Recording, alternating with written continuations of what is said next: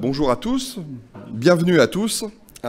Fédéric est très heureux de vous recevoir dans ce lieu magique et mythique, en tout cas un lieu chargé d'histoire et de patrimoine. L'idée des Journées mondiales du recyclage, dont c'est la 9e édition, qui a été fondée par M. Baxi, je vous le rappelle, l'idée majeure, c'est de faire un éveil sur la jeunesse autour de nos métiers et autour de ce que doit être le recyclage en règle générale, avec un événement mondial. Je rappelle aussi que l'année passée, le directeur général du BIR avait choisi notre fédération pour lancer ce coup d'envoi. C'est une grande fierté, je vous le disais, d'accueillir Brice Lalonde, mais j'y reviendrai tout à l'heure, ancien ministre de l'Environnement. Et ça sera au moment de vous passer la parole, parce que c'est moi qui vous la passerai, cher ami, on parlera un peu plus de vous. Notre journée, elle va être tournée sur différents temps forts, comme vous l'avez compris, avec des tables rondes. Mais je voudrais que ça soit aussi le rappel de ce qu'est Fédérec. Et notamment les besoins, donc notre profession, 31 000 salariés directs, un peu plus de 100 000 emplois indirects, selon les manifestants ou selon la police, un métier dans lequel nous devrions, qui offre des perspectives assez importantes, avec notamment des besoins de création d'emplois estimés à plus de 10 000 salariés. Je pense que tout le monde se rend compte aujourd'hui de la place que représente notre industrie, puisqu'on est une véritable industrie, dans le paysage français. Aujourd'hui, l'économie circulaire, nos métiers, le recyclage, nos entreprises. Je rappelle que c'est bien nos entreprises qui créent les emplois parce que c'est nos entreprises qui œuvrent et qui investissent. Donc là-dessus, rappelez notre place, rappelez aussi tout ce qu'on souhaite faire pour la jeunesse en matière de formation, avec une école nationale du recyclage qui va voir le jour dans les prochains mois. Et je salue les gens des Hauts-de-France. Avant, je disais les gens du Nord, mais maintenant, je dis les gens des Hauts-de-France. Qui vont relever ce défi-là en premier. J'ai vu Hélène, je ne sais plus où elle est, mais elle était là tout à l'heure, et Sylviane Troadec qui participera aux tables rondes, qui est la présidente de la commission sociale. Et je trouve que voilà, on a donné tout le sens autour de la formation de la jeunesse avec ce nouveau projet. Je rappelle aussi qu'on avait fait beaucoup pour la formation avec la création de CAP, de toute une filière de formation spécifique dans différentes régions de France, notamment celle d'Artigues à Bordeaux, dans le Nord, et aussi en Haute-Savoie, puisque vous savez que c'est un endroit où on voit en tout cas les choses avec une certaine vision, en tout cas une certaine hauteur ou une certaine altitude. L'idée qu'on avait aussi, c'est de rappeler notre action sur tout ce qui est la décarbonation de la lutte contre le carbone, c'était notre discussion tout à l'heure. Rappelez qu'on est une filière propre aussi, dans laquelle la majorité de nos activités sont produites avec l'énergie électrique.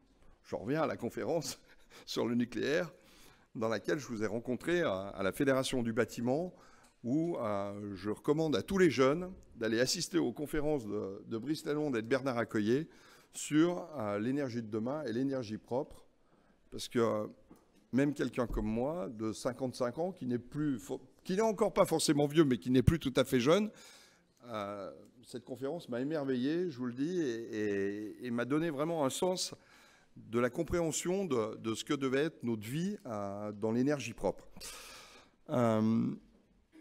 Si on a choisi aussi d'alerter cette journée-là, c'est l'occasion, on est à quelques semaines des présidentielles, où la France aura un président, soit un nouveau président, mais en tout cas, ça sera un nouveau mandat présidentiel. C'est aussi de rappeler que même si notre métier est essentiel, puisqu'il a été reconnu comme activité essentielle à la nation, même si notre métier est essentiel, on a l'impression que parfois il est maltraité. Et moi, je souhaite que ça soit un moment fort pour nous, de rappeler au pouvoir public ce que nous faisons, quelles sont nos attentes, et peut-être comprendre aussi quelles seraient les attentes des candidats à la présidentielle, parce qu'on n'est pas obligé de détenir tout le savoir, même si on a des équipes de techniciens et de salariés de Fédérec que parfois on appelle les sachants, mais voilà, je pense qu'il faut, c'est un moment aussi de questionner. Alors, on attendait plusieurs candidats. Finalement, certains pouvaient venir, d'autres ne pouvaient pas venir.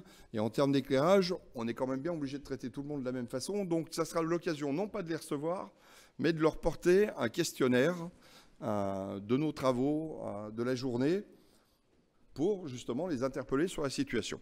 On a l'impression que parfois, on s'entrechoque entre des directives européennes et une vision européenne, et puis qui n'est pas forcément en corrélation avec une vision nationale. Et ça nous interpelle, j'allais dire comme ça peut nous interpeller en tant que citoyens. Je pense qu'en France, on a quand même des points forts et des spécificités qui ne sont pas forcément reconnus par l'Europe, mais d'un autre côté, quand les directives européennes, ça peut être le cas notamment de la directive BTP ou de la directive VHU, il y a un moment donné, il va bien falloir qu'on se comprenne et qu'on se parle, et en tout cas qu'on tienne aussi compte d'une expertise, d'un métier qui est, on ne va pas dire ancestral, mais qui est vieux et qui pratique avec une certaine expertise et un niveau d'expertise reconnu, puisqu'on est créateur d'emplois, et clairement notre profession est exportatrice. Donc les questions sur l'exportation des matières premières issues du recyclage, vous savez que c'est nos cheval de bataille, doit être absolument au cœur de nos enjeux, puisque si toutefois on ne pouvait plus exporter ces matières-là, forcément on perdrait des emplois non délocalisables en France. Ça me paraît assez ridicule. D'un autre côté, tout ce qui est la place de la détention de la matière. Nous, on revendique la propriété de la matière, comme on revendique l'identité recycleur. Les recycleurs, c'est nous, et bien nous. Et on est souvent gêné par le positionnement de certains de nos partenaires, qu'on peut appeler éco-organismes, mais on peut les appeler aussi partenaires, qui tentent de s'arroger la propriété de la matière. Et à mon avis, ça serait quelque chose de moins dynamique pour nos activités, moins dynamique pour l'économie circulaire en France, moins dynamique pour le pays, puisque c'est bien celui qui courbe les chines qui trie le mieux, qui négocie le mieux et qui, je pense, détient ce savoir-faire-là. Je rappelle aussi que toute cette dynamique, elle ne peut être détachée de l'incorporation des matières premières issues du recyclage dans la réindustrialisation de la France. On a eu une commission au Sénat, une commission d'enquête sénatoriale qui nous a interpellés sur ce sujet-là. C'est bien clair que l'incorporation des matières premières issues du recyclage est un vrai challenge pour notre pays, avec la création d'emplois, avec la création de filières. Voilà. Je ne veux pas faire beaucoup plus long, mais c'est déjà pas mal.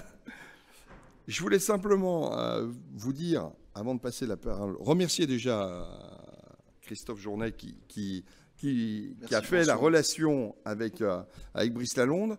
Rappelez que Brice Lalonde, Premier ministre de l'Environnement, j'ose pas vous appeler le pape de l'environnement, mais dans mon image à moi, l'environnement, ça restera toujours le ministère. Le ministre de l'Environnement, ça sera toujours Brice Lalonde. Je ne sais même pas pourquoi on dit ancien, parce que l'autre jour, j'ai trouvé que vous aviez la verve d'un ministre. Et j'allais dire, pour moi, vous symbolisez l'environnement tellement concret et réaliste, avec une certaine forme de caractère et de lucidité. C'est ce qui m'a interpellé. En tout cas, pour la jeunesse, il n'y a pas beaucoup de meilleurs exemples que le vôtre. Et en tout cas, je vous remercie sincèrement et chaleureusement de votre participation à notre journée mondiale du recyclage, dont nous lançons le démarrage. Je propose d'applaudir.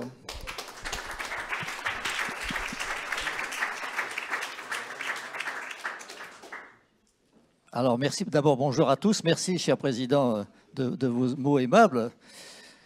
Comme je suis très, très vieux, ça me fait toujours drôle de dire « Ouais, j'étais ministre, c'était au siècle dernier. » Oh là là, au siècle dernier, c'était quand même il y a vachement longtemps. Mais donnez-moi le droit de parler de quelques souvenirs, parce que d'abord, je trouve de vieux copains de ces années-là, tous ici, et j'ai noté votre speech. Et comme vous êtes totalement, vous baignez dans tout ça, vous dites VHU, mais les gens ne savent peut-être pas ce que c'est que VHU, etc. Les véhicules hors d'usage, hein, je dis ça juste en passant. Un vrai défi aussi pour les recycleurs, comme l'organisation. Vous êtes en pleine bataille parce que la question, c'est encore comment on fait, qui fait comment on partage les tâches, les rôles, etc. Et bien moi, je peux vous dire, quand j'ai commencé dans les années 70, il y avait des gens qui disaient « Oh, la France, les Français, ils ont dans leur poubelle, c'était pour les déchets ménagers, 1 kilo par jour. Mais les Américains, eux, ils sont à 6. Nous sommes en retard. Donc, à l'époque, plus on mettait de déchets, plus on était en avance. Donc, c'était encore une conception complètement folle des choses. Et je me souviens, il y avait ce qu'on appelait le tourisme des déchets. Le tourisme des déchets, ça veut dire que quiconque avait un trou en France, des carrières, du sable, n'importe quoi, il faisait venir des déchets du monde entier pour les mettre là et gagner de l'argent. Et donc, vous aviez des villes très respectables, Lausanne, Munich, etc. Tout ça envoyait leurs déchets en France pour être comme ça, mises dans n'importe quel trou. Vous aviez la ville de New York qui ne savait pas quoi faire de ses déchets ménagers. Elle avait loué une barge, une genre de péniche, et elle cherchait à l'envoyer dans des États américains ou ensuite dans des États de l'Amérique centrale et ensuite même au Mexique. Et le Mexique a envoyé 2 navires de guerre pour dire ça va pas, non? Envoyez, reprenez vos déchets, on n'en veut pas. C'était ça la situation à l'époque. En Afrique, vous aviez des pays qui acceptaient de prendre des déchets industriels dangereux pour de l'argent, bien entendu, hein, et tout le monde se débarrassait. C'était épouvantable. Voilà. Et donc, cher Président, les progrès ont quand même été extrêmement importants depuis. Quand même, on ne raisonne plus du tout de la même manière. Et à l'époque, nous avons négocié avec nos amis suisses, c'était ce qu'on appelle la Convention de Bâle. Alors ça renvoie à ce que vous dites, puisque la Convention de Bâle interdit d'exporter les déchets. Ah, pas les déchets retraités ou recyclés, les déchets bruts. On n'a pas le droit. Voilà. Et donc, cette convention est toujours très présente. Donc, quand vous voyez des choses scandaleuses, si vous voulez, vous pouvez tout de suite aller le dénoncer à la convention, parce qu'on n'avait pas le droit en principe, sauf si ce sont des déchets très particuliers que seul un pays s'est retraité. À ce moment-là, tout est organisé. Et à ce moment-là, on a fait une loi en France, la loi de 92, et cette loi, elle dit il ne faut plus mettre en décharge des déchets qui n'ont pas été retraités, ou traités, ou recyclés et retraités. Et on a inventé une idée qui s'appelait le déchet ultime. Ah, on a juste le droit de mettre en décharge les déchets ultimes, ceux qui ne sont pas susceptibles d'être valorisés, recyclés, retraités, et ceux dont on n'a pas retiré les produits dangereux. Donc voilà. Et en principe, on devait interdire la mise à décharge d'autres choses que des déchets non valorisés en 2011, vous vous rendez compte? Et alors, évidemment, ça ne s'est pas fait. Et c'était à l'époque, j'avais fait cette loi avec tous les spécialistes des déchets, et c'est Mme Ségolène Royal qui l'avait signée, parce que j'avais quitté le gouvernement à l'époque, et elle s'en est souvenue en 2015, et elle a remis le couvert en 2015. On n'a plus le droit d'envoyer en décharge et donc, vous avez une réduction considérable. Donc, ça oblige évidemment à recycler. Et c'est très important le recyclage. Donc, je ne vais pas vous embêter trop longtemps, mais chaque Français à peu près utilise à peu près 15 tonnes de matières premières par an. C'est quand même 15 tonnes, c'est quoi? Alors, imaginez quand même, on est quand même maintenant, on va être 8 milliards sur la planète Terre. Hein. Et donc, à un moment donné, on va se poser la question de savoir si on peut encore trouver des ressources. Mais même pour un écologiste, le problème, c'est même plutôt les déchets. Parce que si on peut encore creuser dans l'écorce terrestre pour trouver des ressources, il y a 30 km d'épaisseur l'écorce terrestre, donc si on a de l'énergie, on va creuser, on va creuser. Mais en revanche, les déchets, la nature ne peut pas traiter nos déchets. Elle ne peut pas, elle est submergée par nos déchets. Regardez ce qui se passe avec le plastique dans les océans. Regardez ce qui se passe avec le gaz carbonique. Chaque fois qu'on brûle un combustible fossile, le gaz carbonique va se réfugier dans l'air. Et vous savez combien de temps il va rester dans l'air, le gaz carbonique, en réchauffant progressivement la planète? La moitié du gaz carbonique va rester pour l'éternité. L'éternité. Voilà, je le dis parce qu'on parle beaucoup de déchets nucléaires ou autres, mais le CO2, il va attendre des millions d'années que les arbres le récupèrent, que les roches ou que la mer l'absorbe, et si possible, sans qu'on en émette davantage. Bon, eh ben pour l'instant, le CO2, il est là. Et donc, il va falloir le recycler. Ah, vous avez un nouveau métier là, Président. Recycler le CO2. Qu'est-ce qu'on va faire?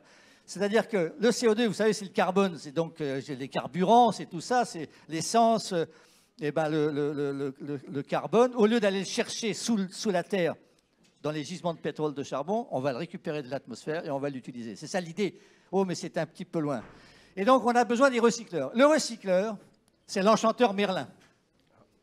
Il va transformer un produit qui ne vaut pas grand-chose, produit dont personne ne veut, et La propriété, ce n'est que depuis peu que la propriété intéresse. À l'époque, ça n'intéressait pas du tout. Et bien l'enchanteur Merlin, il va donner de la valeur à quelque chose qu'il n'en avait pas. Il va le remettre dans le circuit et il va le rendre utile quelque chose. Et donc ça, c'est extrêmement important. Et donc, je lisais dans les documents de Fédérec que le recycleur se plaint. Enfin, il ne se plaint pas, mais il dit, écoutez, moi, ce n'est pas moi qui suis responsable de ce qui m'arrive. Hein. Ce sont les producteurs, ce sont les usines, ce sont les grandes entreprises. Elles créent des produits et elles ne s'intéressent pas tellement à la suite. Et donc, nous sommes obligés, nous les recycleurs, de prendre ce qui nous arrive et on se débrouille. Hein, et quelquefois, c'est très compliqué, il faut découper. Quelquefois, ce sont des matériaux composites, etc. Et bien moi, je pense qu'il faut changer ça. Je pense que le recycleur doit être à l'amont de la production et que chaque producteur, chaque entreprise devrait consulter obligatoirement le recycleur parce que la question, c'est plus maintenant de produire des produits, c'est de produire des déchets. Je simplifie. Le déchet, c'est ce qu'il y a de plus important. Quand vous allez sur Google et que vous regardez, qu'est-ce que c'est qu'un ingénieur produit ? C'est quoi le métier? Fiche métier, c'est quoi? Alors, l'ingénieur produit, oh là là, qu'est-ce qu'il doit faire comme chose? Il doit inventer le produit, il doit regarder le marketing, il doit savoir quel est le marché, les concurrents, tout ça. Jamais il n'y a marqué déchets, jamais. C'est invraisemblable. Aujourd'hui, au XXIe siècle, dans les fiches métiers des ingénieurs produits, il n'y a rien sur le déchet.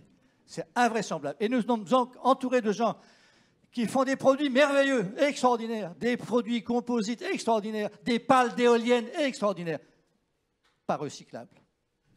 Bah, alors, attendez, c'est quoi ça? Qu'est-ce que c'est que cette affaire-là? Et alors, que fait le gouvernement? Que fait le gouvernement? Donc voilà. Donc, si vous voulez, c'est très important, avant de produire quoi que ce soit, de savoir ce qu'il va devenir après l'usage. Et les lois maintenant ont changé, on a la responsabilité élargie du producteur, il est obligé d'y pourvoir, au moins avec de l'argent. Bon. Mais dès le départ, l'éco-conception, au-delà, ça doit être absolument capital. Le recycleur doit dire au producteur, si tu fais ça, attention, je ne pourrai pas le recycler. Fais-le plutôt comme ci ou comme ça. Donc c'est très important, il faut maintenant que vous soyez associés à tout ça. Et comment est-ce qu'il va falloir faire ensuite? Eh bien, je pense qu'il va falloir taxer la virginité, les produits vierges. Si on veut aider, si on veut produire de plus en plus et recycler et utiliser d'abord dans notre consommation, dans les produits de tous les jours, dans les bagnoles, dans tout ça, dans les maisons, il faut utiliser de plus en plus de produits recyclés parce qu'on ne peut pas continuer à creuser et à jeter. Et donc, il va falloir, en quelque sorte, avantager le produit recyclé par rapport au produit vierge. Donc, ça veut dire que chaque fois qu'on va creuser, chaque fois qu'on va prendre quelque chose à la nature, il va falloir le taxer. Voilà. Alors évidemment, on n'y est pas encore, parce que tout le monde va crier, et vous vous rendez bien compte que ça ne peut être qu'une affaire internationale, parce qu'autrement, on va défavoriser une industrie et on aura des problèmes de compétitivité. Mais, cher Président, votre action est tellement importante, il va falloir maintenant une nouvelle étape dans la politique du déchet et du recyclage. Moi, je pense qu'il faut une espèce de révolution, hein, et je pense que nous pourrions y travailler ensemble. Voilà, merci beaucoup. J'ai raconté des affaires du siècle dernier. Merci beaucoup, Brice. Je pense qu'entre François et toi, parce qu'on se connaît, vous avez résumé à la fois les questions du présent, et on va d'ailleurs, avec cet atelier sur le bâtiment circulaire, continuer à parler du présent et du futur proche. Et là, moi, ce qui m'a vraiment intéressé, c'est d'entendre l'histoire, comme dans ton livre récent, Excusez-moi de vous déranger, c'est le titre. Tu résumes 45 ans d'histoire des différentes positions des écologistes, des différents courants écologistes qui ont accompagné toute cette révolution dont on va reparler maintenant. Alors moi j'aurais juste une question à reposer à François. Quand on est le président d'une fédération nationale de recycleurs, quand on est à la tête d'un organisme qui fédère des milliers de personnes et surtout des milliers d'emplois, comment ça se vit le matin quand on se réveille ? Ça se vit bien parce qu'on est passionné et quand on a la passion, on arrive à faire des choses et on est volontariste. Ensuite, il y a la raison. La raison, il faut une bonne boîte d'Alka-Seltzer proche du lavabo et de la brosse à dents quand on se réveille le matin parce qu'en fait, aujourd'hui, on a affaire à un véritable tsunami législatif où l'interprétation qu'on va en faire va être usante à se faire comprendre, et d'un autre côté, qui peut être valorisante si on arrive au bout. Aujourd'hui, on s'aperçoit quand même que l'impact politique, l'impact législatif sur nos entreprises n'est pas forcément si rationnel, en tout cas quand les textes sortent, que la conclusion qu'on va en faire. La place des REP, elle est relativement importante. Responsabilité élargie du producteur. C'est-à-dire le metteur sur le marché, la loi est claire, Monsieur Lalonde, cet exercice pédagogique auquel je vais me livrer mériterait certainement d'être corrigé quelques instants plus tard, mais grosso modo, dans la vulgarisation du symbole, c'est voilà, vous créez un produit, vous le mettez sur le marché, vous mettez une écotaxe dedans pour sa récupération en vue d'être recyclé. Donc, ça vaut pour tous les objets de consommation courante, bientôt, puisqu'en France, on a 27 REP qui sont mis en place, et devant nous, nous avons des REP sur des produits nouveaux, comme le BTP, comme les jouets, comme les articles de sport. Je vais certainement en oublier, mais et les véhicules hors d'usage. Voilà, finalement, on s'aperçoit que la vie du citoyen va se retrouver sous l'égide de la REP. Forcément, c'est une obligation qui peut être considérée comme bonne parce qu'elle structure la façon dont le citoyen va se débarrasser de son produit hors d'usage. Par contre, l'interrogation que nous avons, nous, c'est de dire, voilà, il y a des sommes colossales qui sont levées dans l'argent du citoyen, du consommateur. Quelle est la part de nos métiers? Quelle est la part de celui qui va travailler? Et quelle est la part de l'organisateur de la responsabilité élargie du producteur? Voilà. Nous, on ne veut pas finir comme les parents pauvres qui vont courber les chines et se retrouver à investir, à gérer toute la problématique de la sinistralité. J'ai alerté sur les problématiques d'incendie. Nous avons alerté, c'est pas que moi, parce que je suis le porte-parole. Quand je dis je, c'est le porte-parole des équipes de Fédérec, de la profession, et j'allais presque dire, c'est souvent le porte-parole du citoyen. Mais aujourd'hui, on est dans un écosystème où tout est lié, et que quand on alerte sur les batteries au lithium, on n'a rien contre la batterie au lithium en termes essentiels, mais pour rejoindre les propos de Brice Lalonde juste avant, c'est que le metteur sur le marché de la batterie au lithium ne se rend pas forcément compte de la recyclabilité ou de la dangerosité de son produit, qui crée des incendies dans toutes nos entreprises, une part de risque pour le chef d'entreprise colossale, puisqu'aujourd'hui, l'appétence pour les grandes compagnies d'assurance n'est pas forcément prouvée pour nos métiers, et à la fin, on se retrouve avec des situations dramatiques. On a fait beaucoup d'alertes autour de ça, et là on a été très bien entendu et par les exercices de pompiers du SDIS, des services départementaux d'incendie et secours, parce que maintenant je fais attention aux acronymes, voilà, je pense que c'est un combat qui est un peu long. Je voudrais simplement dire qu'en regardant Christophe, ici on est dans la maison de l'encouragement, du soutien à l'industrie nationale, et j'allais presque dire que s'il y a bien un métier qui mérite bien d'être encouragé, ben c'est bien le nôtre. Et je pense que ça manifeste aussi, pour une fois, vraiment cette réunion entre l'industrie, qui est aussi tout près des recycleurs. Et les industriels font partie aussi des gens qui, après votre travail, recyclent les ferrailles, recyclent les papiers, recyclent les cartons, au sens où ils les transforment en produits, en nouvelles matières premières, issues du recyclage, les MPIR. C'est ça? Exactement. Merci beaucoup, en tout cas, François. Est-ce que tu veux t'asseoir? Non, mais on lance. Je vais inviter tout de suite Olivier Ponty.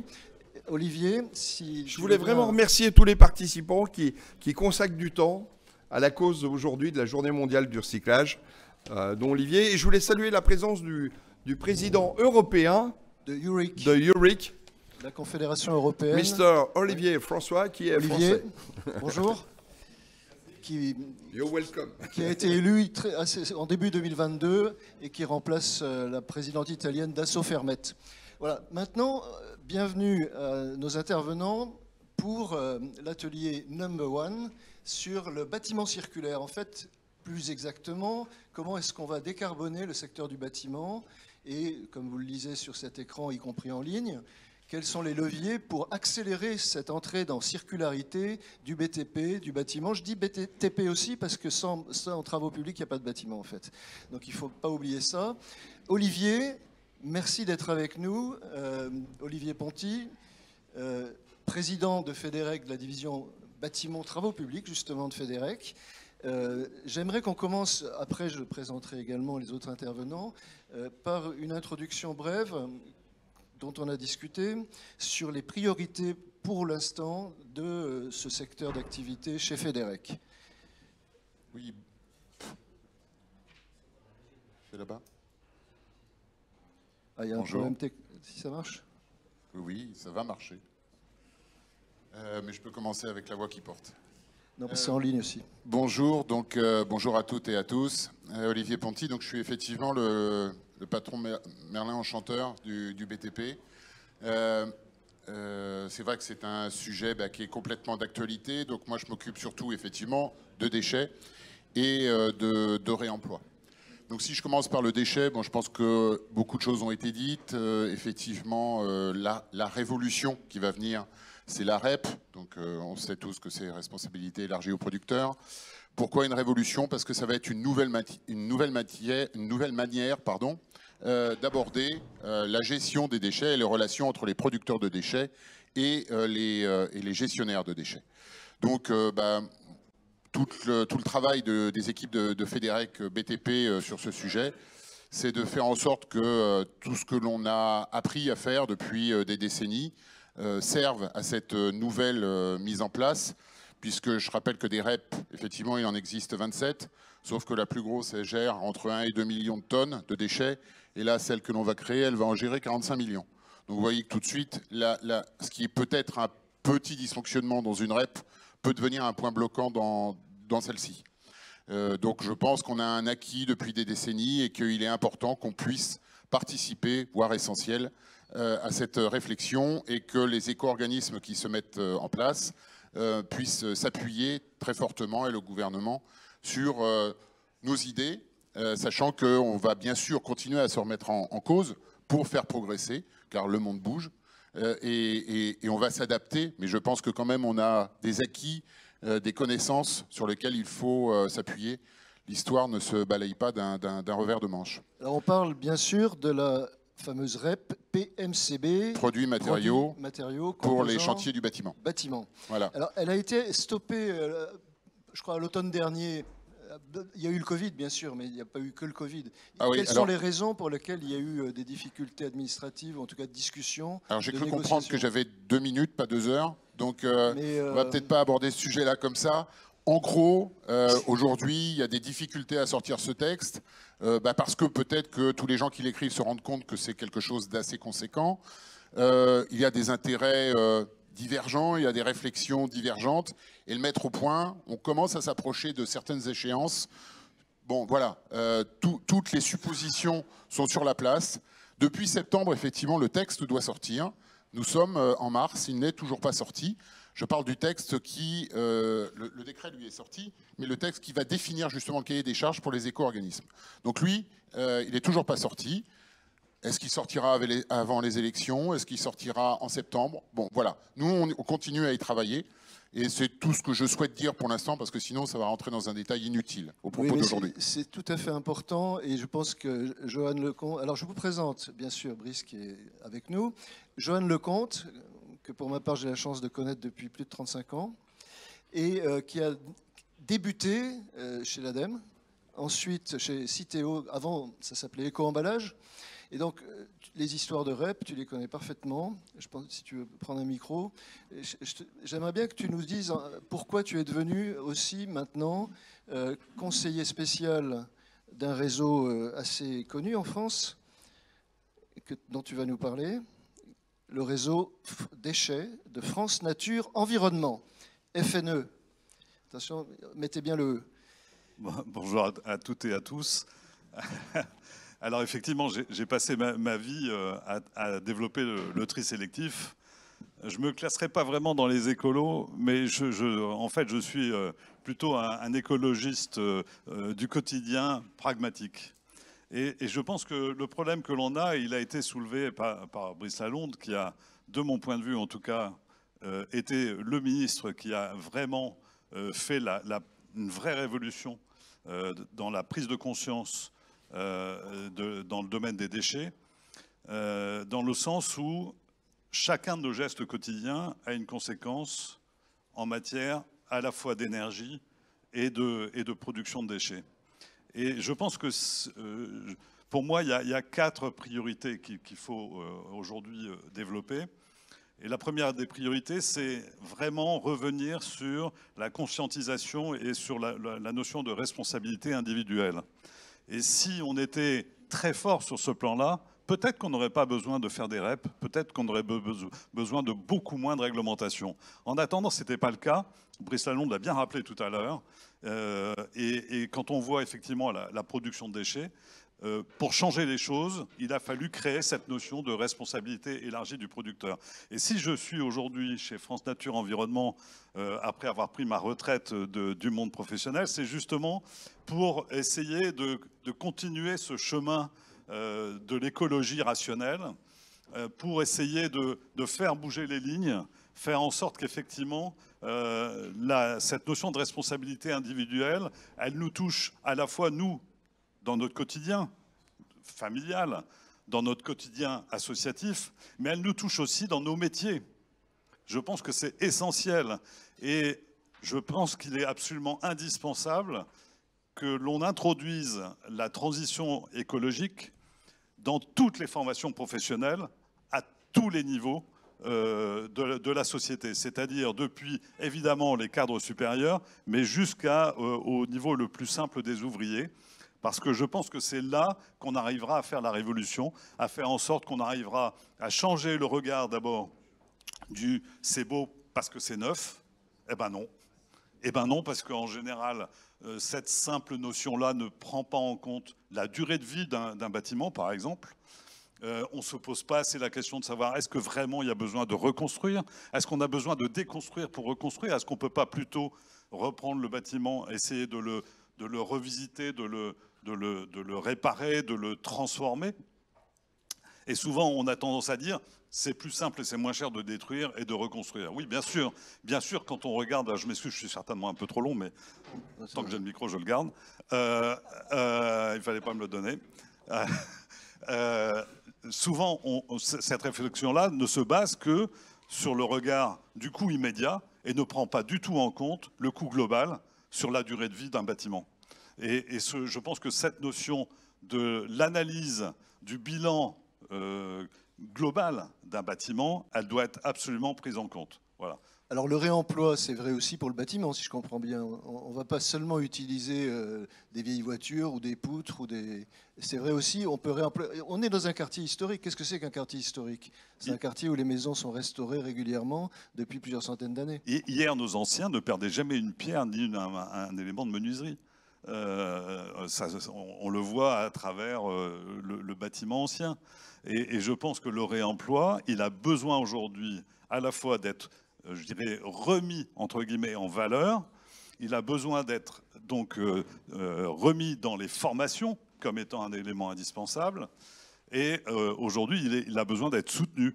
Et si on crée, et j'espère qu'on va créer cette REP, donc cet éco-organisme qui s'occupera de la responsabilité élargie donc pour les produits du bâtiment. Nous avons signé d'ailleurs avec le réseau Action Climat, dont je salue la représentante ici. Nous avons signé d'ailleurs un communiqué de presse. Je pense que le réemploi aujourd'hui doit avoir des objectifs plus forts qu'ils ne sont aujourd'hui. Il faut augmenter l'objectif de réemploi. Nous avons accepté, entre guillemets, le texte actuel parce qu'on ne voulait pas freiner sa mise en œuvre.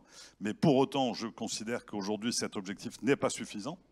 Il faut donc l'augmenter. Et deuxièmement, il faut que l'éco-organisme, l'éco-contribution qui va être mise en œuvre vienne financer justement ce réemploi. Je redonnerai la parole là-dessus à Olivier parce que je sais qu'il a des choses à nous dire là-dessus.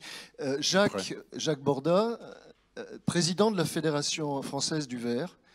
Merci d'être là aussi avec nous et pour Fédérec et pour toute la corporation du verre en France. J'aimerais savoir aujourd'hui quel est vraiment le sentiment de ces métiers-là, de ces gens du verre, par rapport justement à ces questions de REP, mais aussi par rapport à l'état du marché du verre en ce moment, compte tenu des difficultés qui tombent en ce moment depuis la guerre en Ukraine. Est-ce que les produits verts augmentent beaucoup en ce moment ou est-ce que ce n'est pas encore là? C'est un vaste sujet. Bien évidemment, le coût de l'énergie augmente. Enfin, tout le monde est sensibilisé à cette situation. On est une industrie énergo-intensive, hein, quels que soient les produits variés que l'on produit. Donc on est effectivement touché par les augmentations du prix de l'énergie, avec beaucoup d'incertitudes sur ce qui peut se passer dans les semaines et mois à venir et sur la durée de cette crise. Donc c'est un facteur d'inquiétude. Juste peut-être pour... Je dis ça parce que dans le bâtiment circulaire, il y a aussi l'énergie qui doit être circulaire. Bien sûr, bien sûr. Alors, sur le bâtiment, puisque moi je vois le thème décarbonation, bâtiment et économie circulaire, je crois que dans le bâtiment, ce qu'il faut avoir en tête, c'est d'une part, on va avoir un impact carbone sur le changement climatique lors de la construction du bâtiment ou de sa rénovation, comme l'évoquait Johan, et je pense qu'effectivement, on va aller de plus en plus vers une approche de la construction, on va rénover, réhabiliter des bâtiments existants sans raser complètement et sans reconstruire complètement. Donc il y a un impact au niveau de la construction, il y a aussi un impact sur le changement climatique au niveau de l'usage du bâtiment au travers de la consommation d'énergie qui va être faite par les usagers de ce bâtiment, que ce soit un logement ou des bureaux ou d'autres choses, parce qu'on va consommer de l'énergie. Et donc il faut qu'on travaille, nous on travaille sur l'ensemble des choses. Donc on va travailler là. La Fédération du Verre, on a principalement 2 produits présents dans le bâtiment. Vous en avez ici, ce sont les vitrages, les fenêtres, pour parler clair, et puis les éléments d'isolation, donc la laine de verre. Donc on a ces 2 familles de produits qui ont un impact climatique d'émissions de CO2 lors de leur production. Donc on va déjà avoir une première action qui va consister à réduire les émissions de CO2 lors de la production de ces produits. Alors pour la réduction des émissions de CO2, on travaille sur des leviers assez classiques. On travaille sur l'amélioration de l'efficacité énergétique de nos process, donc c'est un travail permanent, constant. On va travailler aussi sur le mix énergie. Donc aujourd'hui, on est une industrie plutôt gazo-intensive. Hein. Notre principale énergie, c'est le gaz, du gaz et de l'électricité. Donc on va aller vers d'autres formes d'énergie décarbonée, l'électricité, et on a la chance en France d'avoir une énergie électrique fondamentalement décarbonée, ou d'autres énergies, le biométhane, l'hydrogène. Donc ça, c'est un axe. Et puis on a un 3e axe pour décarboner nos processus, et ça rejoint complètement, je dirais, l'économie circulaire, c'est l'utilisation de matières recyclées, puisque le fait d'utiliser du verre recyclé nous permet de consommer moins d'énergie, de moins prélever de matières premières dans la nature et d'émettre beaucoup moins de CO2, puisqu'on a en gros 20% de nos émissions de CO2 qui sont liées à la décarbonatation des matières premières. Et quand on prend et quand on utilise du verre recyclé, on n'a pas ce phénomène de décarbonatation. Alors, il y en a qui disent décarbonation, décarbonatation, décarbonation des matières premières, on parle de décarbonation de nos process. Ouais. Et donc ce phénomène, l'industrie circulaire, elle s'inscrit aussi clairement pour nous comme un levier de décarbonation de notre process. Donc, et on a la chance d'avoir un matériau, le verre, qui est recyclable à 100% à l'infini. Alors, je voudrais juste saluer ici, ça a été fait par Monsieur le Président Brice Lalonde, qui a eu en 92, qui a mis en place la première REP sur les emballages ménagers. Donc aujourd'hui, pour le verre, d'emballage, on est sur un taux de recyclage qui est à 77%, donc on frôle les 80%. La REP nous a permis de faire des progrès extrêmement significatifs et on continue à progresser. La collecte de verre a encore progressé en 2021 de 2,5%. Donc on est dans cette dynamique-là. On vise 90% de collecte à horizon 2025. Donc c'est une dynamique fondamentale. Et moi je crois que la REP, ça a été dit, c'est un travail de coopération entre acteurs.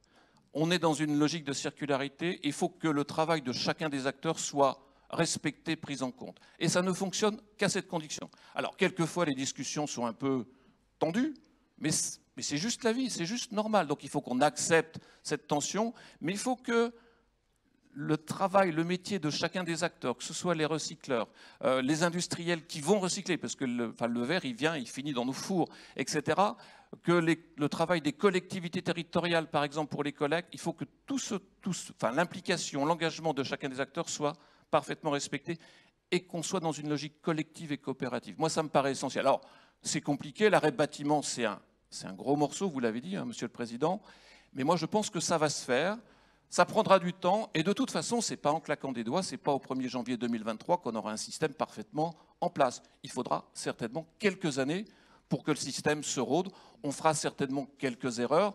L'important, c'est d'éviter de faire de grosses erreurs quand on met en place ce dispositif. Et puis moi, je pense qu'il n'y ait pas de blocage. Tout à fait. Et je pense que ce qui a été fait en 92, quand on a mis en place éco-emballage, c'est qu'on a mis autour de la table l'ensemble des acteurs et qu'on a trouvé la bonne façon de travailler collectivement ensemble. Et 30 ans après, moi je suis très impliqué dans cette REP, on l'a été avec Joanne, c'est un système qui fonctionne et qui continue à progresser.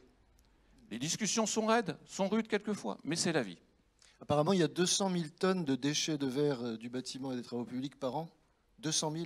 Ça progresse beaucoup? Moi, je ne parle que du bâtiment. Le verre n'est pas présent dans les travaux publics. Donc, il y a le gisement de verre, c'est 200 000 tonnes dans le bâtiment. Donc, effectivement, par rapport aux 40 millions de tonnes, on est de déchets, un petit gisement. Alors, sur le verre dans le bâtiment, le taux de recyclage est extrêmement faible. On l'estime à 3%, ce qui n'est pas acceptable, hein, dans la mesure où notre matériau est parfaitement recyclable à l'infini. On doit clairement, sur le verre issu du bâtiment, avoir une ambition beaucoup plus forte. Et donc la REP, pour nous, est un levier pour améliorer le taux de recyclage dans le bâtiment. On peut monter facilement à 50, à 60%, à combien? L'enjeu des REP, il est toujours fondamentalement un enjeu de collecte. C'est toujours la collecte qui est le point essentiel. Il faut collecter et collecter en respectant la qualité des matériaux et en ne grevant pas le recyclage ultérieur. Industriellement, on finit toujours par trouver des solutions. Mais il faut que la collecte soit là et qu'elle se développe. Donc, si on a une collecte de qualité pour le verre, on sera en mesure de le recycler sans aucun problème. Alors, chose importante, aujourd'hui, 18 mars, c'est la journée mondiale du recyclage, mais je crois que 2022 est, au niveau international, l'année du verre. Tout à fait. L'ONU a déclaré 2022 l'année internationale du verre. Donc, alors le verre, vous en avez présent dans votre vie quotidienne un peu partout. Le vitrage, l'emballage, dans votre voiture, le pare-brise, la laine de verre, les arts de la table. Et donc, c'est un événement, on est très fiers d'avoir été reconnu par l'ONU. Et on va donc jalonner l'année 2022 de tout un tas d'événements pour célébrer le verre. Juste pour l'instant, un dernier point. Les relations entre la Fédération du verre, dont tu es le président, et la division verre de Fédérec. Ce sont des relations historiques, en quoi vous vous aidez mutuellement? On travaille ensemble pour permettre au recyclage de progresser. Donc c'est fait au travers d'échanges, au travers de coopération. Donc c'est quelque chose qui est fluide. Et moi j'insiste vraiment sur cette logique de coopération qui est essentielle. Quand on parle de circularité, il y a forcément un nombre d'acteurs importants et il faut que les choses soient fluides entre tous ces acteurs. Donc c'est ça l'essentiel. Et ça ne peut se faire que par le dialogue et par la connaissance des enjeux des uns et des autres. On a quelquefois des enjeux qui ne sont pas tout à fait alignés, mais c'est une constante dans la vie, quoi. Merci Jacques. Un petit mot à l'intention de nos amis qui sont en ligne. N'oubliez pas que vous avez la possibilité de poser des questions écrites qui seront, je l'espère, relayées vers la fin de cet atelier. Anne Pezzoni, architecte, associée à Archi 5. Merci d'être là parce que je me disais que c'était important que dans un atelier sur le bâtiment circulaire, les architectes soient représentés. Et pas forcément d'une façon, comment on peut dire, très officielle. Mais j'ai choisi effectivement, suite à une rencontre récente sur un chantier bien réalisé, bien fini de bâtiments passifs et parisiens d'ailleurs, j'ai compris qu'il y avait là des choses que, pour ma part, je n'avais jamais vues ailleurs de cette façon-là. Et c'est de ça dont j'aimerais bien que nous parlions. Archi 5 a déjà quand même pas mal d'années d'existence, mais quoi, c'est 2003, 2005, je ne sais plus. On a une quinzaine d'années d'existence. Et donc, vous faites partie des jeunes cabinets d'architecture et vous avez tout de suite mis le pied dans une démarche très innovante à l'époque. Tout à fait. Et aujourd'hui encore. On s'inscrit dans un courant global et un courant global vertueux pour le bâtiment. C'est vrai qu'on est une génération d'architectes qui a conscience de ce qu'elle fait, qui se bat pour essayer de trouver de la recyclabilité dans les bâtiments. Mais peut-être que par rapport à mes interlocuteurs, eh bien, nous sommes des gens qui avons les mains dans le cambouis pour essayer de trouver des solutions dans un domaine, le BTP, qui est un peu à cheval entre un métier très archaïque, très artisanal, puisque à la fin, il y a quand même des gens qui ont des pieds dans le béton et qui construisent de manière très archaïque, et l'industrie qui produit et qui nous fournit des matériaux. Donc on fait ce grand écart-là sur un domaine où en fait, on produit tout de même de ces deux milieux des choses à relativement grande échelle. Donc Donc nous, ça nous interroge aussi de savoir comment des deux domaines industriels et artisanaux, on peut arriver à dégager de la vertu d'un point de vue environnemental. Donc, ce que nous pouvons dire est une chose assez complexe, qui n'est pas très vendeuse, parce que c'est comme l'écologie, eh bien, il n'y a pas de recette toute faite. En fait, chaque chose doit être adaptée à son environnement. On n'est pas dans le domaine du tout quelque chose. La bonne chose à suivre, c'est tout quelque chose, tout autre chose, ce qu'on a tendance à voir. Je vois que Brice opine du chef. Oui. On est dans le domaine du sur-mesure. Et c'est ce qui rend les choses formidables. C'est ce qui rend aussi, on va dire, la matière grise, une des composantes essentielles de notre métier. À travers, donc on va dire, la première des choses, évidemment, c'est que nous aussi, on travaille sur une péréquation sur énergie carbone. Donc matière, et puis énergie, et pour produire, et pour chauffer, entretenir les bâtiments, donc sur un temps très long. D'ailleurs, c'est assez drôle parce qu'en 15 ans, on a retrouvé le temps long du bâtiment. Il y a 20 ans, personne ne se posait la question de son bâtiment dans 30 ans. Personne. Aujourd'hui, on est reparti sur du temps long. On nous demande même d'anticiper en fait les productions énergétiques nécessaires pour ces bâtiments sur des temps longs. Alors ça c'est très réjouissant. C'est très réjouissant. Pourquoi ? Parce que c'est le retour aussi de la matière, de la vraie matière. Vous parlez de vérité des matériaux. On parle de vérité des matériaux. Alors, comme je vous le disais, c'est pas très vendeur parce que tout cela est une équation propre à chaque sujet. Je dis vous parce qu'il y a les 4 autres associés d'Archi5 et puis je crois que vous êtes une quarantaine d'architectes. On est même une cinquantaine. Une cinquantaine, voilà. D'accord. Donc on est tous engagés sur cette question-là. On a donc comme premier levier, ce qu'on travaille, c'est la frugalité. On a sobriété, frugalité pareil, que je réunis. Oui, réunis. Puisque la question, c'est d'utiliser le moins possible, faire avec le moins possible. Donc faire avec le moins possible de matière, concrètement, parce que moins il y a de matière, moins on lève, moins on utilise d'énergie. Il faut quand même que ça tienne debout. Il faut que ça tienne debout, mais ça, on a quelques leviers. Et justement, moi, je ne mets pas le haro sur le béton. Parfois, du béton, c'est nécessaire. Bah oui, parce qu'il a des caractéristiques qui permettent telle ou telle portée qui nécessiterait beaucoup d'énergie sur du bois. Donc, chaque matériau a son utilité. Chaque chose doit être faite sur mesure. Donc, sur la sobriété, de la même façon sur l'environnement où se trouve le bâtiment, c'est-à-dire que vous connaissez notre beau territoire français qui en est un bel exemple, c'est-à-dire que du nord au sud, de l'est à l'ouest, on ne fera pas les mêmes bâtiments, c'est une évidence. Vous savez très bien les différences sur l'hygrométrie, sur les températures. Faut-il lutter contre le chaud ou le froid ? Eh bien, à l'échelle d'un tout petit pays comme la France, à 100 km près, ce n'est pas la même. Donc nous, notre métier, c'est vraiment d'envisager cela, les orientations des bâtiments. Et en fait, je vois d'ailleurs que Pascal écoute ça avec une attention tout à fait précise. Et dernier point, en fait, est-ce qu'aujourd'hui, par exemple, le bâtiment qu'on a visité ensemble récemment, est-ce que c'est un bâtiment circulaire ? C'était un bâtiment intéressant de mon point de vue parce qu'il était invisible de la rue, mais dès qu'on passe le porche, on découvre un monde différent. On change de quartier, on est vraiment dans peut-être même d'époque. J'ai eu le sentiment, on quitte l'avenue Jean Jaurès de Paris, que certains connaissent peut-être, y compris en ligne, et dès le porche passé, on fait un bond dans le temps, et on sort presque du 21e siècle. On est quelque part avec ces structures bois apparentes, avec le zinc très présent sur les toitures, sur les côtés de l'ensemble. Je me suis dit, là, il y a quelque chose qui s'est passé que je n'ai pas vu encore ailleurs, vraiment. Alors, ça, c'est circulaire ? C'est très circulaire. D'accord. On parle d'une opération en particulier. Donc, il s'agit de logements qui ont été réalisés avenue Jean Jaurès pour Paris Habitat.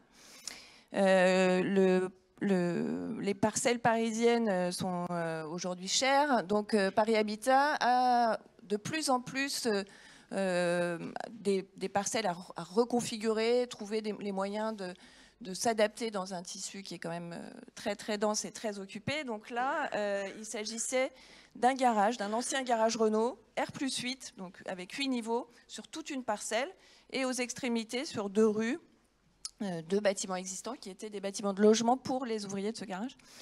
Et donc l'enjeu, c'était de faire 150 logements en cœur de parcelle. L'idée d'origine, c'était de démolir tout ce garage. Nous, on a fait ce projet avec des architectes qui s'appellent Encore Heureux, que vous connaissez peut-être, qui sont vraiment très très engagés sur le recyclage. Et leur idée de la question, c'est pour ça qu'on l'a fait ensemble, on est arrivé là en se disant, nous, notre premier réflexe, ça va être de faire avec ce qu'on a sur place. On a gardé cette structure de parking parce que je crois qu'on peut toujours y arriver, parce que notre maîtrise d'ouvrage n'y croyait pas, il nous avait demandé de la retirer, puisque eh bien, des niveaux de parking ne correspondent pas à des niveaux de logement, tout simplement. 2,30 m pour un délogement, c'est pas terrible. Donc, on s'est bien cassé la tête, on a trouvé la solution, on a fait des duplex avec des pièces servantes plus basses et puis des pièces de vie franchement plus hautes, donc on a même trouvé de la qualité au logement, en conservant un maximum de ce garage. La moitié de ce garage devait être démolie parce qu'il y avait une rampe gigantesque qui ne pouvait pas être recyclée. Sur cette autre moitié, nous avons construit des logements 100% bois, en filière bois, donc totalement hors site, qui arrivaient voilà, de manière, on va dire, assez sereine dans un environnement avec des chantiers compliqués pour les voisins aussi, parce qu'il faut quand même tenir compte de son environnement. Oui. Mais tu vois ce que je veux dire, c'était vraiment, enfin, j'ai le sentiment qu'il n'y a pas encore beaucoup de bâtiments de cette philosophie-là actuellement en France. Il y en a un peu, la preuve. Il y en a. Mais ça augmente. Et d'ailleurs, je vais tout de suite proposer à Pascal qui me glisse dans l'oreille, ça augmente, effectivement. Pascal Payen-Appenzeller, qui est le fondateur et président, je ne sais pas si non, je en ne suis pas ligne, président, je suis caméra. directeur général délégué, je ne suis pas oui, président. Pardon, c'est vrai. Mais, fondateur, en tout cas, il y a déjà plus de 20 ans. Oui. 25. Non, pas 25, moins de 20. 21, moins de 20. Alors, en fait, par rapport à ce que Anne vient de nous expliquer, j'ai senti que tu avais envie de réagir, en tout cas d'ajouter des choses sur le bâtiment circulaire. Oui, en vérité, vous trouvez dans cette journée, au moment où nous venons de créer, et d'ailleurs avec un des acteurs de Fédérec, Paprec, et bien d'autres acteurs, Olivier Ponty en est, on vient de créer la Fondation du Réemploi. Moi, je dirige le Geste d'Or et ce chantier concourt au Geste d'Or. Je ferai un reproche à Anne, elle sait très bien le reproche que je vais lui faire, parce que je suis là comme étant le label du bâtiment en France, mais aussi du textile, car nous avons dans la Fondation du Réemploi décidé de, je dirais, nous occuper des 2 grands départements polluants, ou pollueurs comme on veut, qui sont le bâtiment et le textile, et le béton qu'elle a dégagé, car il a bien fallu dégager du béton, il n'a pas été réemployé, il a été emporté par des bennes. On progressera, ça veut dire qu'il y a toujours une marge de progression. Hein. Voilà, en réalité, aujourd'hui, j'aurais beaucoup de choses à dire, mais nous n'avons pas le temps. Est-ce qu'on s'occupe d'économie circulaire, de neutralité carbone? L'ADEME met en cause, à juste titre d'ailleurs, le mot neutralité, parce que ça indique des compensations, et les compensations, c'est toujours complexe, et ça peut donner du greenwashing, parce que c'est vrai que quand on devient mode obligatoirement, il y a un certain nombre d'acteurs qui ne sont pas forcément compétents, qui s'introduisent dans le circuit. Je prends un tout petit exemple qui n'a rien à voir, je reviendrai au bâtiment dans un instant pour ne pas prendre trop de temps. Nous avons au Geste d'Or un certain nombre de grandes entreprises qui font partie de notre collège des entreprises, et particulièrement Unicalo. Unicalo, c'est les peintures biologiques. Eh bien, nous allons cesser d'utiliser des poches plastiques pour mettre la peinture, parce que c'est intraitable après, et on prendra des poches en lin. C'est très intéressant de vous dire ça, parce que effectivement, le végétal, aujourd'hui, va retrouver une très grande place dans, je dirais, l'usage quotidien. J'ai entendu beaucoup de choses ce matin, justement, particulièrement, je voudrais ajouter 2 points. Le premier, c'est que c'est une industrie, le recyclage. Nous devons tous être industrieux. C'est vrai, ça a été dit par France Nature Environnement, ce n'est pas une affaire seulement d'industriels, c'est une affaire de société. Et je ne suis pas d'accord non plus avec Anne sur la frugalité, car nous avons beaucoup réfléchi à la Fondation du Réemploi, qui est d'abord un fonds associatif, puis un fonds de dotation, puis une fondation. Et je dirais le but final, c'est qu'effectivement, je crois que la sobriété entraîne l'abondance. Et je prends l'exemple tout simplement de ma propre mère qui, quand elle raccommodait des bas, avait acheté dans la même journée des bas neufs et me disait, tu vois, chérie, elle disait ça à son fils, eh bien maintenant j'ai au lieu d'une paire, 2 paires. Et j'ai de l'abondance. Voilà, et elle avait appris ça de l'économie de guerre. Car l'écologie, l'économie, en fait, comment nous économisons les matériaux. Il y a beaucoup de manières de recycler. C'est extrêmement intéressant parce que, prenons une entreprise, je reviens à Unicalo, et c'est un statut que peut-être, à terme, si tous les Français doivent pratiquer cette économie, accompagner les industriels, il est aussi réclamé par un certain nombre d'industries qui sont très compétentes en termes de chimie, de devenir eux-mêmes recycleurs plutôt que de transférer leur recyclage. Parce qu'ils ont la compétence pour la fabrication, ils ont la compétence pour la refabrication. Beaucoup de choses pour que vous compreniez. La Fondation du Réemploi a pour but de financer les actions. Je vais donner 2 exemples très rapidement. Pour le but d'accompagner la formation, d'accompagner l'information, parce qu'il est évident que tout ça est extrêmement important. Il est, par exemple, très intéressant de penser qu'au Geste d'Or, et nous avons la NRT, l'Association nationale de la recherche et de la technologie. C'est 4500 doctorants, c'est le système CIFRE. Un certain nombre d'entre vous pourraient y participer comme chercheurs. Et ces 4500 doctorants, 3e année ou docteur 1re et 2e année, concourent au Geste d'Or. Nous, dans le thème, le 2e thème, c'est sources-ressources. Mais on nous envoie énormément de start-up, énormément de chercheurs. Et aujourd'hui, pour dire que le réemploi, parce que le réemploi couvre le recyclage, couvre la réparabilité, couvre la soutenabilité, couvre tous ces termes qui disent des choses et qui correspondent à des attitudes philosophiques. De fait, par exemple, nous avons réussi, et ça je peux vous l'annoncer parce que enfin ça va devenir public la semaine prochaine, nous avons réussi quelque chose qui est à mettre en rapport une grande industrie qui est l'extraction des ardoises en Espagne, qui est un groupe international, et puis un chercheur, architecte, ingénieur, qui a trouvé le moyen de refaire de l'ardoise avec la poussière d'ardoise. Vous savez, quand on extrait l'ardoise, 80% est jeté, devient poussière, ça fait des montagnes d'ardoise à l'extérieur ou à l'intérieur. Et aujourd'hui, à basse température, on a réussi à restituer un processus industriel, passer du chercheur à l'industrie, c'est capital ça, puisque nous sommes dans la société d'encouragement pour l'industrie qui a été fondée, pas seulement par Bonaparte, mais par Chaptal, grand chimiste, qui d'ailleurs ne se préoccupait pas beaucoup de la pollution.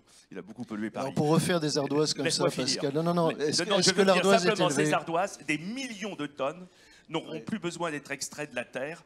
On va pouvoir recycler sur tous les chantiers les ardoises que l'on jette aujourd'hui, quand on les enlève des toits, car on en refait des ardoises, et effectivement à basse température. C'est quelque chose d'absolument extraordinaire, car on allie l'économie de la terre, le recyclage, et évidemment l'industrie, le chercheur, et tout ceci aujourd'hui est en plein développement. Ça veut dire que nous sommes entrés dans une société qui n'est pas simplement celle de la REP, et je suis d'accord là avec Anne, qui est une société qui nous permet, et d'un côté d'être généraliste, et de l'autre côté d'appliquer en fonction des situations. C'est ça, donc d'être à la fois des artisans et des industriels. Et être capable de refaire des ardoises synthétiques, mais à partir de... Elles ne sont pas synthétiques, elles sont réellement naturelles. Elles ne sont pas synthétiques. C'est de la synthèse de poussière. En fait, on a redécouvert que les pyramides d'Égypte n'ont jamais été en pierre taillée. J'ai une formation, je suis compagnon du Tour de France. Je suis tailleur de pierre de formation avant d'être architecte.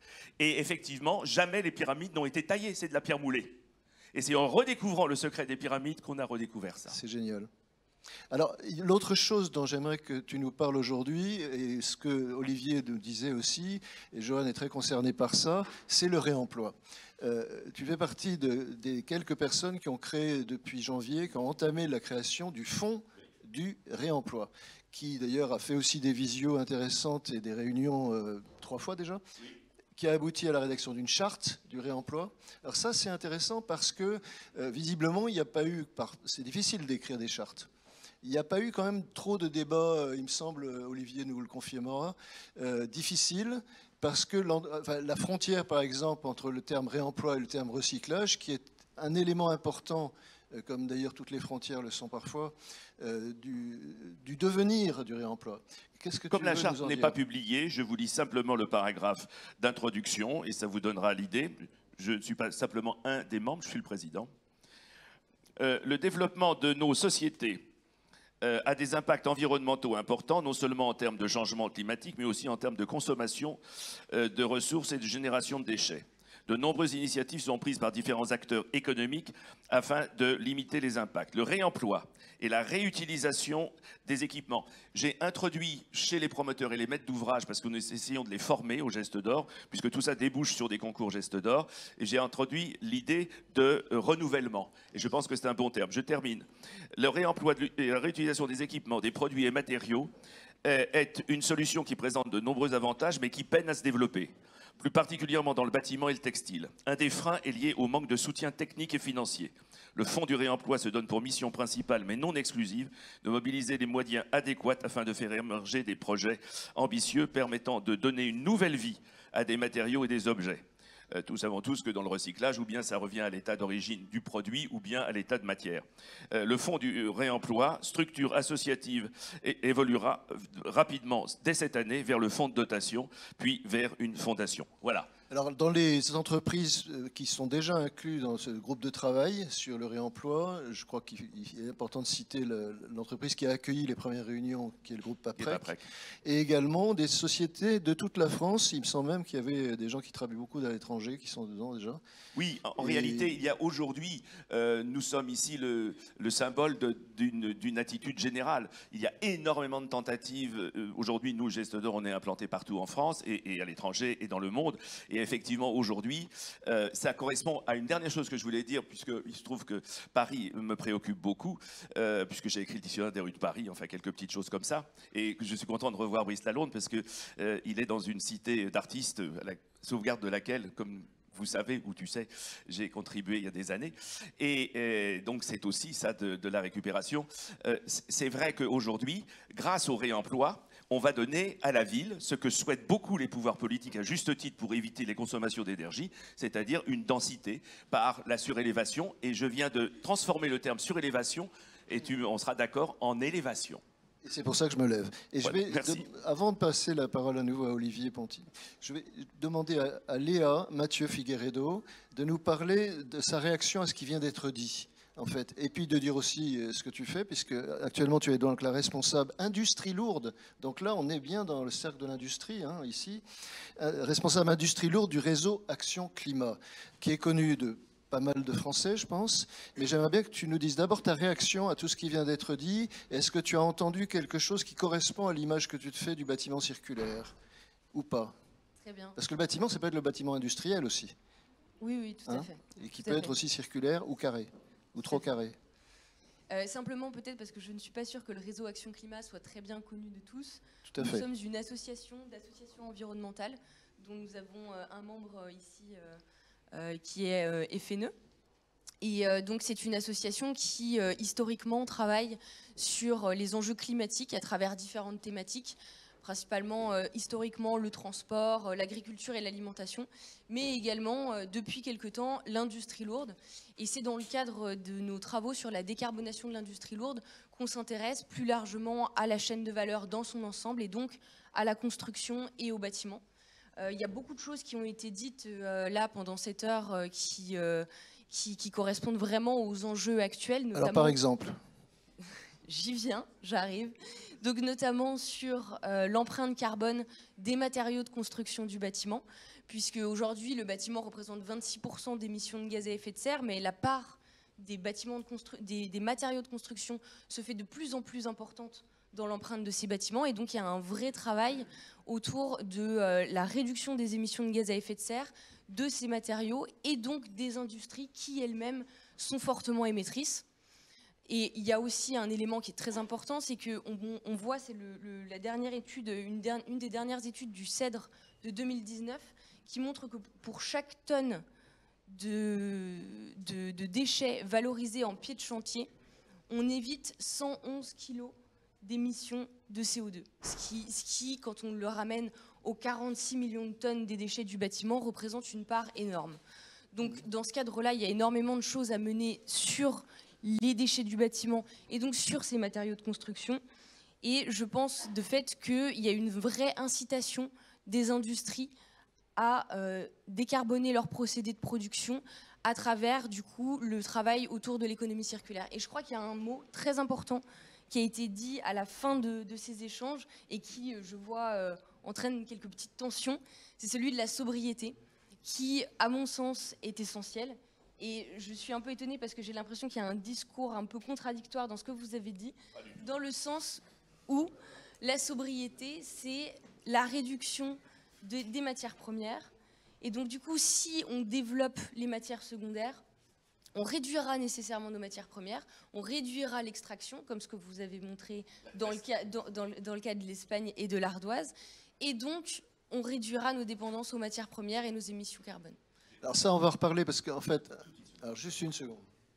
Oui, juste une seconde. La sobriété, c'est que si vous faites attention, puisque aujourd'hui nous avons la Fondation du Souffle au Geste d'Or, et que le développement des maladies pulmonaires est de plus 12% en France chaque année, chez les bébés comme chez les adultes, lorsque vous êtes sobre, vous créez un temps de vie plus long et vous avez une abondance de vie. La sobriété crée l'abondance. Il faut comprendre ça. J'arrête de boire ce soir.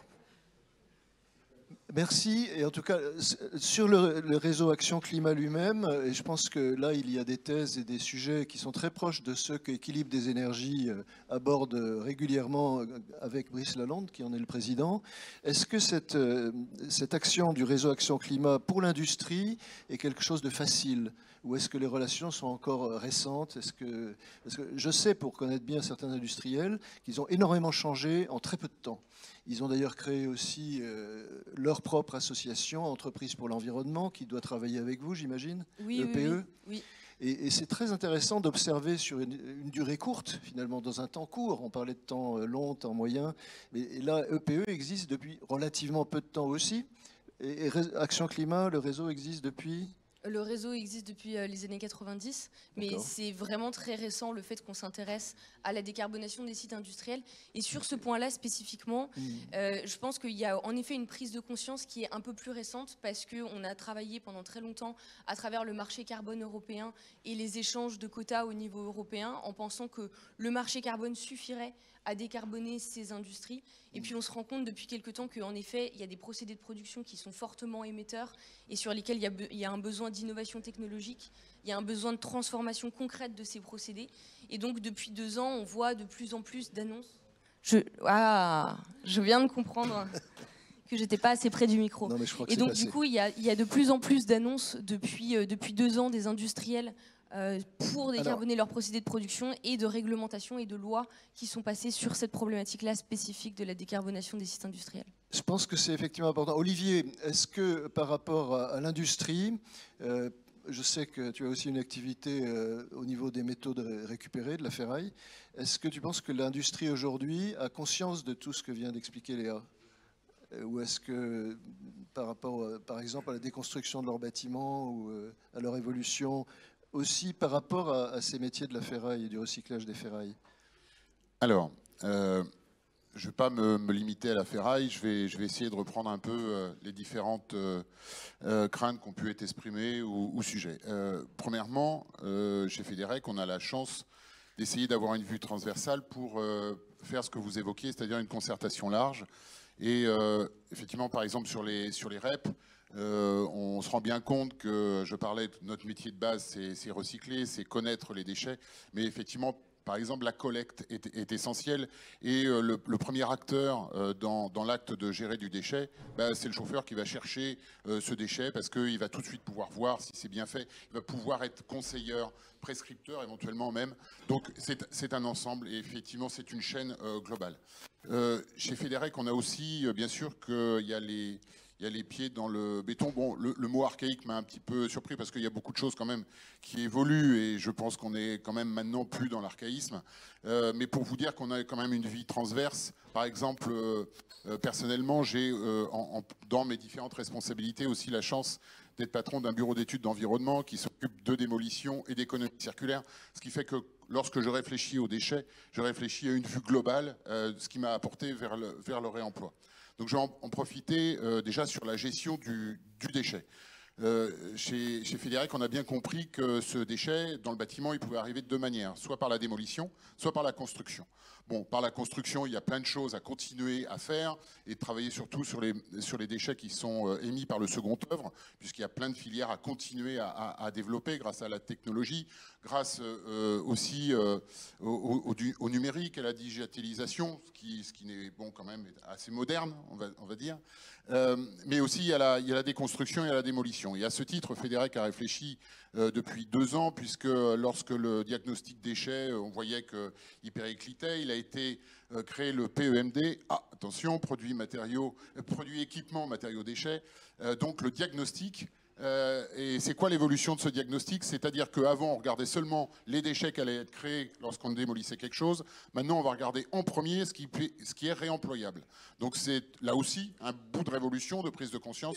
Je lâche plus la parole, hein, maintenant que je laisse. Non, mais juste pour dire, tu me disais l'autre jour en discutant que le réemploi, pour l'instant, est forcément plus cher que le recyclage. Je vais y venir. Ça, c'est important de le dire. Je vais y venir. Mais sur ce diagnostic préalable, je pense que c'est fondamental parce que ça montre une prise de conscience.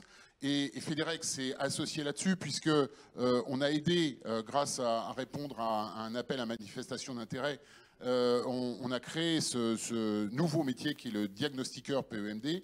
Et donc là, dans les jours qui viennent, moi aussi, Pascal, je peux faire des annonces. On va être donc là, on va porter la première formation des diagnostiqueurs PEMD qui sera inscrite au RNCP, je suis navré, Registre national de la formation professionnelle, et qui permettra à ce que cette formation puisse s'adresser à tous, qu'elle délivre un vrai diplôme, et en plus, comme elle est inscrite au RNCP, qu'elle soit remboursée à 100%, même pour un demandeur d'emploi. Donc on a été, et dans notre métier, et aussi dans la partie sociale de notre action, puisque on s'est préoccupé à ce que des gens puissent être formés et deviennent performants. Bon, donc ça c'était sur la gestion du déchet. Maintenant, effectivement, des fois on oppose le réemploi et le recyclage. Alors oui, mais non. C'est vrai que la loi AGEC, anti-gaspi, économie circulaire, a peut-être créé quelque chose et son contraire. Pourquoi ? Lorsqu'on parle recyclage, et la REP veut que le déchet soit gratuit s'il est bien trié. Donc c'est-à-dire que si je démolissais cette pièce, et plus particulièrement la fenêtre qui est derrière vous, dans le cadre d'une démolition, je vais m'occuper de l'arracher. Bon, je vais faire attention au verre, mais sachant que le verre sur un chantier, surtout aussi, et c'est pour ça qu'il y a des problèmes de collecte, source d'accident, parce que c'est coupant. Mais donc je vais l'arracher et je vais la mettre dans la benne qui va bien. Et si je fais tout ça bien, ça m'aura pris 5 minutes et ça va me coûter 0. De l'autre côté, alors comme ça va bien être fait, je vais pouvoir créer une MPIR, une matière première issue du recyclage, et qui va aller justement pour recréer de nouveaux matériaux. Tout ça est assez vertueux. On économise les matières premières. Et de l'autre côté, ce qui est encore mieux, c'est le réemploi. C'est-à-dire cette fenêtre, je vais la réemployer. Pour ça, il aura fallu que je fasse un diagnostic préalable beaucoup plus poussé, un diagnostic ressources pour voir ses vraies caractéristiques, voir où je vais pouvoir la réemployer, dans quels matériaux. Et ensuite, il va falloir que je la dépose proprement, que je la stocke, que je l'étiquette. Et c'est plus cher, bien sûr. Donc, bien sûr qu'il faut aller vers le réemploi. Fédérec est très sensibilisé à ça et pousse aussi vers le réemploi. Comme je vous ai dit, j'ai une réflexion globale personnellement sur ça. Mais il faut savoir que le réemploi, il ne faut pas le faire pour des questions financières, il faut le faire pour des convictions. Parce que le réemploi va coûter plus cher. Et, pardon ? Au début. Au début, mais à la fin aussi, parce que de toute façon, il y a quand même des actes, il y a une industrialisation qui se fera, mais quand même, il va falloir, au coup par coup, identifier quel est le produit et voir où est-ce qu'on le remet. Alors, donc c'est une volonté. Olivier, merci beaucoup. Pour permettre à nos amis de la salle de poser une ou deux questions et voir si, que j'ai pas reçu le SMS encore, nos amis du lointain veulent nous parler également, qui aurait envie de commenter, peut-être, c'est pas forcément une question. Roland Barthes disait que c'était une fascine de la pensée, la question. Et oui, je vais passer.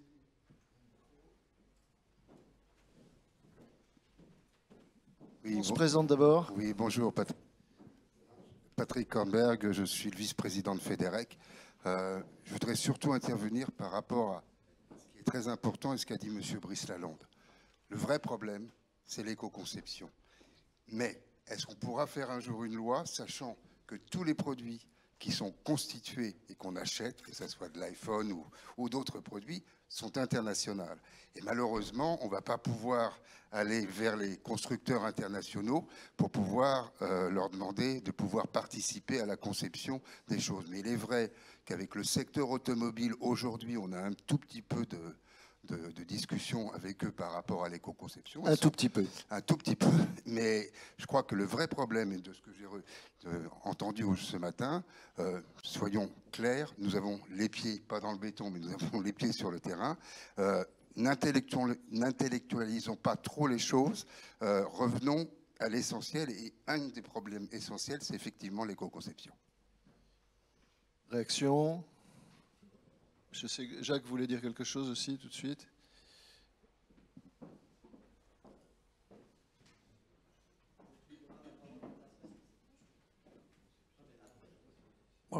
Moi, je voudrais juste dire sur l'éco-conception, on a fait ce travail dans beaucoup de REP, et entre autres dans la REP emballage, c'est un sujet extrêmement important. Je voudrais peut-être juste réagir sur le réemploi et le réemploi des fenêtres.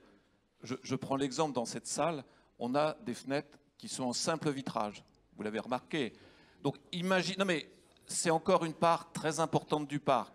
Donc quand on parle de réemploi, moi je suis pour le réemploi, dans la mesure où il fait du sens. Si on prend les fenêtres, on sait que la durée de vie d'une fenêtre dans un bâtiment, c'est 25-30 ans. C'est à peu près l'ordre de grandeur. Les fenêtres, depuis 25 ans, ont fait des progrès en termes de performance d'isolation thermique considérables. Donc imaginez réemployer une fenêtre pour remettre, etc., ça n'a pas de sens aujourd'hui en termes d'efficacité thermique. Alors, récupérer le verre pour faire autre chose, peut-être, mais je pense que le réemploi, il faut poser la question sous un angle très pragmatique. Dans le bâtiment, on réutilise, on réemploie les tuiles. C'est une pratique très historique, très courante. Là, ça fait du sens. Après, il faut le regarder au cas par cas. Et on a sur des produits comme les nôtres des progrès techniques considérables qui ont été réalisés. On a aussi dans le bâtiment des considérations de sécurité et de respect de normes qui sont extrêmement importants. Donc on ne peut pas réemployer en mettant potentiellement aussi en risque l'utilisateur du bâtiment. Donc il faut être très prudent et très pragmatique. Donc j'insiste sur ça et n'oubliez pas l'énorme progrès de performance technique qu'ont fait l'ensemble des matériaux du bâtiment. Donc il faut être judicieux quand on parle de réemploi et pas dire que le réemploi est la solution magique. Il faut le faire au cas par cas et quand c'est pertinent. Oui, Anne, avant de repasser la parole à la salle. Alors, juste un tout petit mot sur la question du réemploi qui nécessite en fait de réinventer un usage à un produit qui ne vaut plus pour son usage initial. Pour répondre à l'archaïsme, en fait, pour moi, c'est une énorme vertu. C'est quoi l'archaïsme? C'est le fait qu'il y ait un homme avec des bras, un cerveau et qui puisse transformer les choses. Et ce sera le premier moteur du réemploi dans le bâtiment. Parce que pour enlever proprement cette fenêtre, ça se fait par un homme, un cerveau et des mains. L'archaïsme, c'est comme ça que j'envisage et c'est une énorme vertu. C'est ce qui fait qu'on utilise bien les matériaux, c'est ce qui fait qu'on va pouvoir faire du réemploi. Juste un petit mot sur le réemploi. Très difficile à réaliser dans nos cadres normatifs, en particulier sur les marchés publics. Amusez-vous à introduire du réemploi de matériaux. Il faut y aller parce que c'est vraiment du cas par cas et ça doit être réinterprété en cours de chantier. Donc ça, c'est une chose à développer.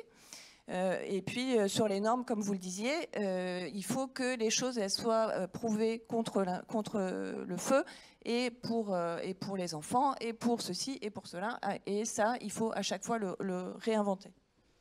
Merci Anne. J'aimerais savoir si une personne du public a envie de dire quelque chose aussi. Moi, c'est juste... Après tout, tu m'as fait venir. Alors donc. Et tu es dans la salle. Il fut un temps où on se préoccupait beaucoup de la pollution extérieure, jusqu'au moment où, ayant fait des progrès dans la réduction de la pollution, on s'est aperçu que la pollution intérieure dans les maisons était pire que la pollution extérieure. Et donc c'est pour ça, pour dire que l'éco-conception dont on parle, enfin, c'est évidemment très très important. Moi, je voulais juste te dire d'abord, merci de votre passion, c'était tout à fait formidable. Et c'était très intéressant d'apprendre ça. Et merci d'avoir insisté sur la formation. Parce que partout dans l'écologie, dans le problème de la révolution, de la transition, on bute sur la question de la formation. C'est horriblement compliqué tout ça quand même, hein. Et par exemple, la rénovation des bâtiments, mais on n'y arrive pas, et c'est très compliqué. Où sont les artisans qui savent tout, à la fois l'énergie, à la fois la plomberie, à la fois la maçonnerie, maintenant, il faut tout savoir, c'est très compliqué. Et en plus, le financement, comment on fait pour aller chercher les financements? Tout ça, on se heurte à cette question vraiment fondamentale. Il faut apprendre comment ça fonctionne. Et même le consommateur dont on lui demande, c'est un consommateur professionnel presque maintenant, parce qu'il faut savoir dans quelle poubelle mettre, etc. Donc, c'est vraiment capital. Alors, ce que je voulais simplement dire, c'est que dans la discussion d'aujourd'hui, il y a 3 choses différentes. Il y a la circularité, le recyclage, il y a le carbone et la lutte contre le changement climatique, et il y a l'énergie, disons de manière générale. Pourquoi l'énergie, c'est différent du climat? Tout simplement parce qu'il y a des énergies qui sont décarbonées et d'autres qui ne le sont pas. Donc ce sont celles qui ne sont pas qu'il faut mettre en avant, et celles qui sont carbonées, il faut essayer de s'en passer assez vite. Je dis ça parce que l'économie circulaire, au départ, il y a un problème, c'est le transport. C'est ce que vous disiez, le chauffeur, c'est le premier qui va arriver, il va tout de suite évaluer, donc quand il aura été formé, il va tout de suite évaluer si c'est utilisable ou pas, et où il pourrait l'amener d'abord. Mais évidemment, le transport ne doit pas être trop carboné non plus, parce qu'autrement, on va faire du recyclage et on va pas s'occuper des émissions Donc tout doit être, tout est en même temps, et c'est ça qui est extraordinairement compliqué. Donc dans la maison, il y a les bâtiments, il y a les matériaux. Alors vous en parliez, vous dites le béton. Le problème, c'est le ciment, hein. Notre grand problème, c'est le ciment, parce que lui, pour l'instant, il est produit à grand coût d'énergie et de CO2, tout simplement parce que on sort le CO2 du calcaire. Évidemment, du coup, forcément, on en envoie. Donc il faut inventer un ciment différent. Ça y est, c'est en train de travailler, un béton différent, on recycle le béton. Donc les progrès sont considérables. Et donc après, c'est quoi le problème? La maison, elle va durer 100 ans. Dans la réglementation, c'est 50 ans. Mais dans la réalité, c'est 100 ans. Et à ce moment-là, le problème de la lutte contre le changement climatique, c'est qu'est-ce que les gars vont faire qui vivent dans la maison?